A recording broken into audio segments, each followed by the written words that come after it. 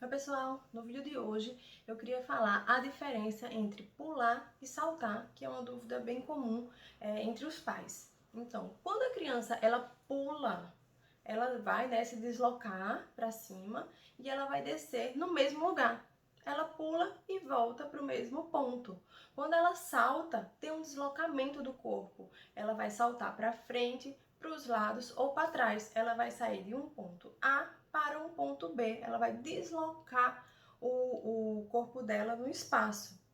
Então, às vezes a criança, no caso de crianças autistas, elas pulam, mas é um pulo de estereotipia. Então, a minha criança ela sabe pular. Quando ela fica feliz, ela pula. Quando ela está assistindo um vídeo, ela pula. Então, assim, a gente tem que observar se é um pular de estereotipia, uma autorregulação, uma busca vestibular, ou se é um pular funcional. Ela tá pulando porque ela tá num pula-pula, ou porque tem uma música que diz que é para pular. Então, existe essa diferença do pular funcional, nesses casos, de música, de quando você dá o comando para a criança pular, e o pular quando ela tá feliz, quando ela tá tentando, se autorregular.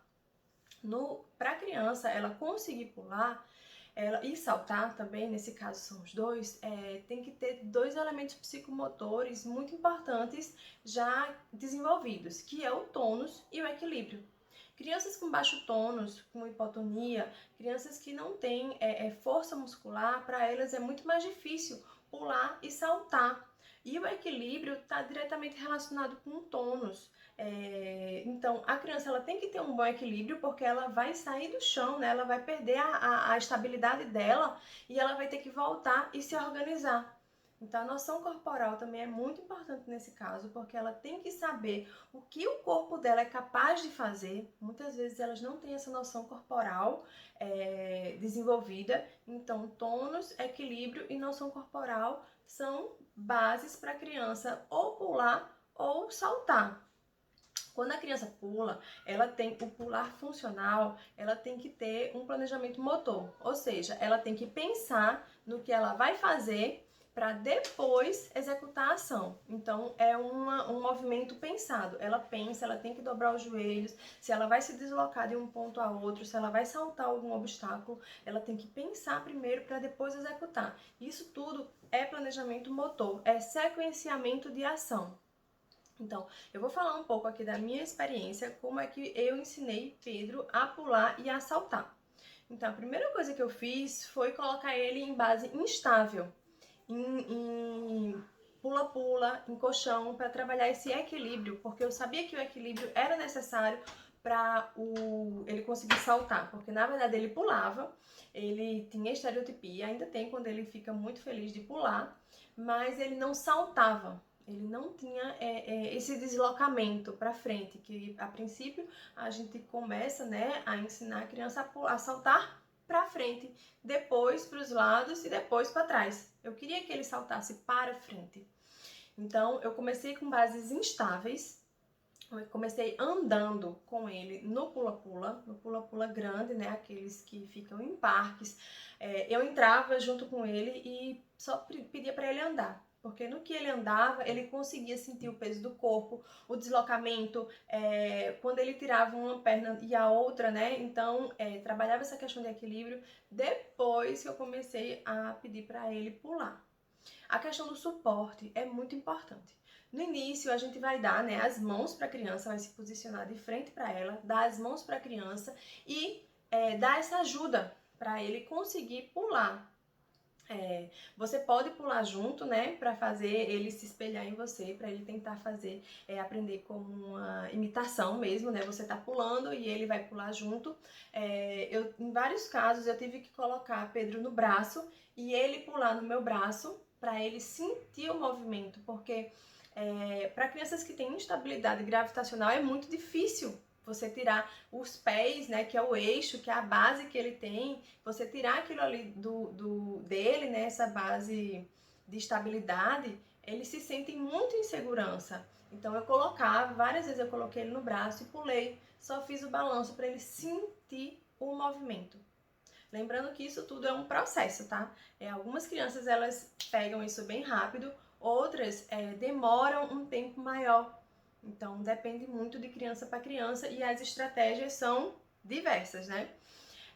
Existe também a estratégia de você colocar, né, de frente para o espelho, a criança de frente para você fazendo imitação motora, usando músicas, usando vídeos que a criança goste. Às vezes tem alguma música que tenha alguma coreografia onde o personagem está fazendo e a criança pode sim fazer por imitação. E aí já vai pro lúdico, né, porque, enfim, já vai pra música. Pode usar a música do pula, pula, pipoquinha, a música do sapo que pula, então o canguru que pula.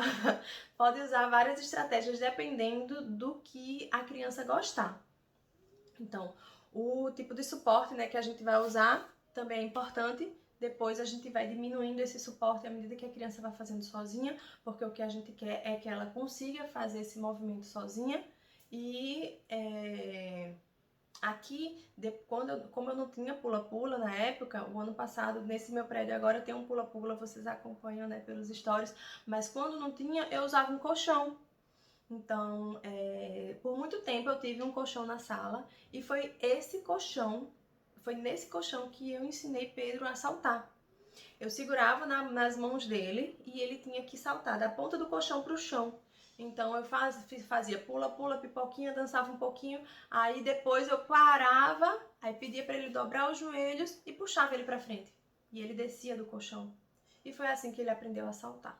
Porque ele não saltava, ele pulava, ficava pulando no colchão, mas não fazia esse deslocamento. E foi assim que a gente ensinou ele a fazer os saltos. Depois que ele começou a fazer esse salto do colchão, ele começou a saltar os bastões, ele começou a saltar algum tipo de obstáculo que tinha, aquele friso que tem na porta da varanda de alumínio, a gente fazia de obstáculo para ele saltar. Sempre uma coisa bem baixa, a gente não vai colocar ele para saltar 10, 15 centímetros, um bastão, um obstáculo alto, a gente vai começar pelo chão mesmo, durex, fita crepe no chão, para não ter perigo dele tropeçar, cair e ficar com medo de fazer esse movimento. Então assim, o pular e o saltar são duas coisas diferentes. Uma coisa importante que a criança tem que ter desenvolvido para pular e para saltar é a coordenação bilateral. O salto nada mais é do que uma atividade, né, simétricas dos dois lados do corpo. Então a criança ela vai fazer o mesmo movimento nas duas pernas.